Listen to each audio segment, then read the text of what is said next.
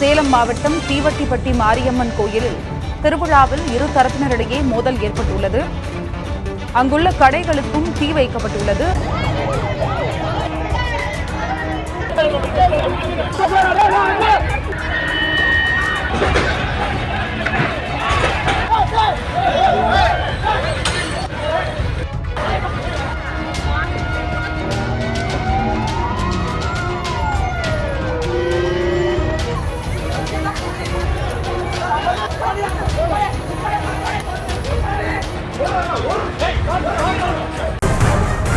சென்னை திருமங்கலத்தில் குடிநீர் வழங்க கோரி திடீரென்று பொதுமக்கள் சாலை மறியல் போராட்டத்தில் ஈடுபட்டதால் அந்த பகுதியில் பரபரப்பு நிலவுகிறது.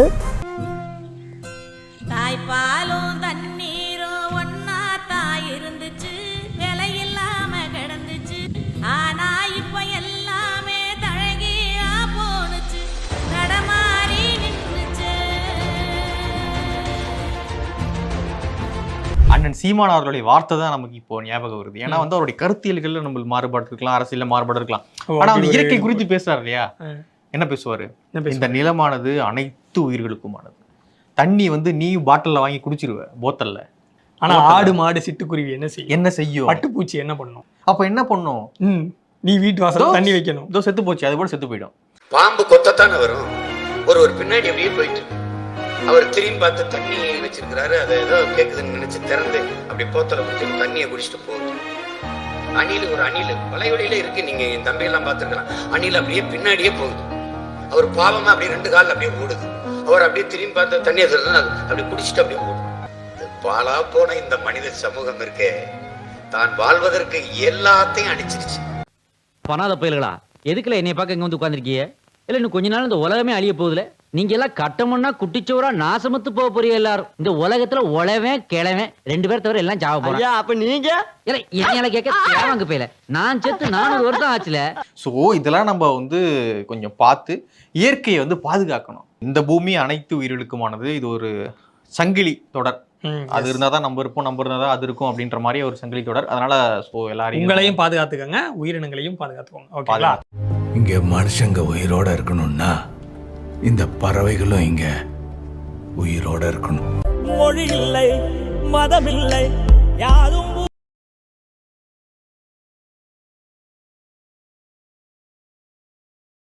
சொந்தம் என்று சொல்கிறாய்.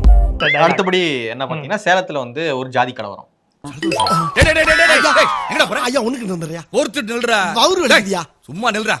அண்மை செய்தி. சேலம் தீவட்டிப்பட்டியில் கோவில் திருவிழாவின் போது இரு ஜாதியினர் இடையே மோதலானது ஏற்பட்டிருக்கிறது. யோ, இப்பவாது 2 வார்த்தை பேசுங்கய்யா. கோயில் திருவிழால வந்து ஒரு சமூகம் மட்டும்தான் தொடர்ச்சியாக வந்து கிடா வீட்டுல வந்து ஈடுபடுவாங்களாம். ஓகே. இன்னொரு சமூகம் வந்து தங்களையும் ஈடுபடுத்த சொல்லி அனுமதி கேட்டிருக்காங்க. அனுமதிக்க முடியாது, மரபொழி எப்படி வருதோ அப்படிதான் வர முடியும் அப்படின்னு சொல்லிட்டு ஒரு தரப்பு வந்து அனுமதிக்கலையாம். நீங்க எப்படி அனுமதிக்க மாட்டீங்க அப்படின்னு சொல்லிட்டு இரு தரப்பு வாக்குவாதமாகி கை கலப்பாகி கல்லூட்டி எரிஞ்சு அங்க இருந்த கடையெல்லாம் கொளுத்தி வாகனங்கள்லாம் கொளுத்தி என்னமோ எரிஞ்சு புகையெல்லாம் வானத்துக்கு இன்னும் பல கடைகள் எரிஞ்சிருக்கு, பல வாகனங்கள் எரிஞ்சுக்கிட்டு இருக்கான்.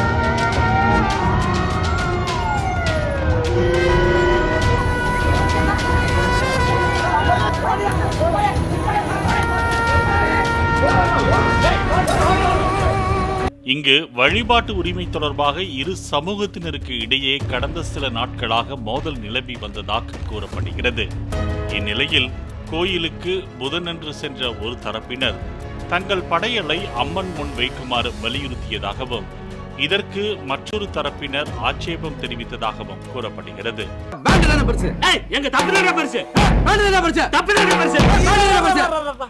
இப்படியே பேசிக்கிட்டே இருந்தா என்னடா அர்த்தம்? எது பெருசுன்னு அடிச்சு காட்டு.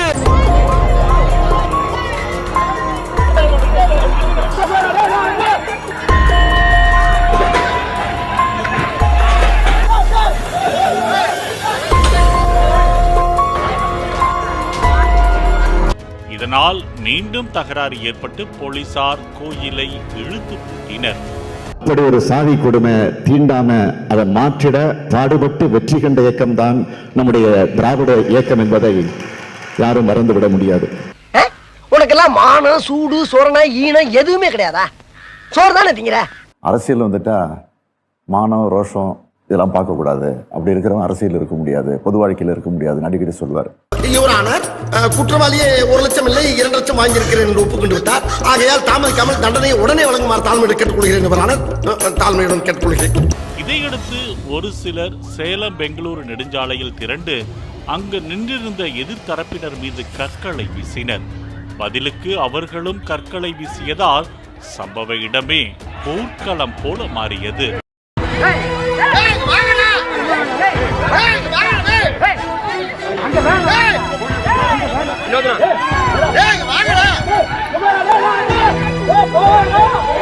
நம்ம ஏரியால இவ்வளவு பெரிய கலாட்டம் நடந்திருக்கு, எங்க போன அந்த ஏறு ஊமத்துற? ஏத்தத்திலயும் இறக்கத்திலயும் கூட்டி போறாங்க. எந்த ஊருக்கா கூட்டி போற? இதோட 11 கிலோமீட்டர் ஆகி போச்சியா? அடிய பார்த்தது என்ன அடிங்கிறத மட்டும் நீ பாக்க. இதற்கு நடுவே சில நெடுஞ்சாலை மற்றும் அதை ஒட்டியுள்ள சாலைகளில் இருந்து கடைகளை அடித்து நொறுக்கி தீ வைத்து கொளுத்தினர்.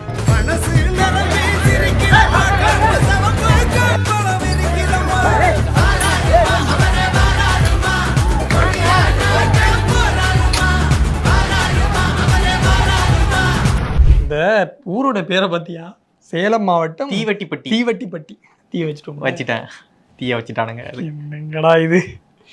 சேலத்தில் பட்டியலின இளைஞர் கோவிலுக்குள் சென்றதால் அவரை ஊர் மத்தியில் நிற்க வைத்து திருமலைகிரி திமுக ஒன்றிய செயலாளர் மாணிக்கம் ஆபாச வார்த்தைகளால் திட்டியதாக வெளியாகியுள்ள வீடியோ சமூக வலைதளங்களில் வேகமாக பரவி வருகிறது. சேலம் மாவட்டம் தீவட்டிப்பட்டி மாரியம்மன் கோயிலில் திருவிழாவில் இரு தரப்பினரிடையே மோதல் ஏற்பட்டுள்ளது. அங்குள்ள கடைகளுக்கும் தீ வைக்கப்பட்டுள்ளது. இவன் போய் இப்படி சொல்றான்னா சாதி கலவரம் உண்டாயிருமா? மணியா, சாதியாவும் மரமாவும் நம்ம சனங்க பிரிஞ்சு கிடக்கிற வரைக்கும் நம்மள மாதிரி அரசியல்வாதியை குதிரை ஏறிட்டே இருக்க வேண்டியது. திராவிட மாடல்னா என்னன்னு கேட்கிறவங்களுக்கு இதுதான் பதில். சரி, என்னடா சமூக நீதி ஆட்சிக்கு வந்த சோதனை.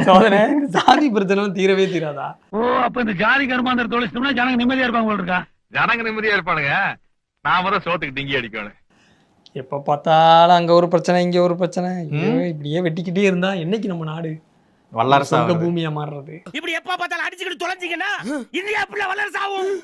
இந்தியா எப்படி வல்லரசாகும்? பாகிஸ்தான்காரன் வந்து குண்டு போற தலை செய்வான், பர்மாக்காரன் உள்ள வந்து இடத்தை பிடிக்க தலை செய்வான்.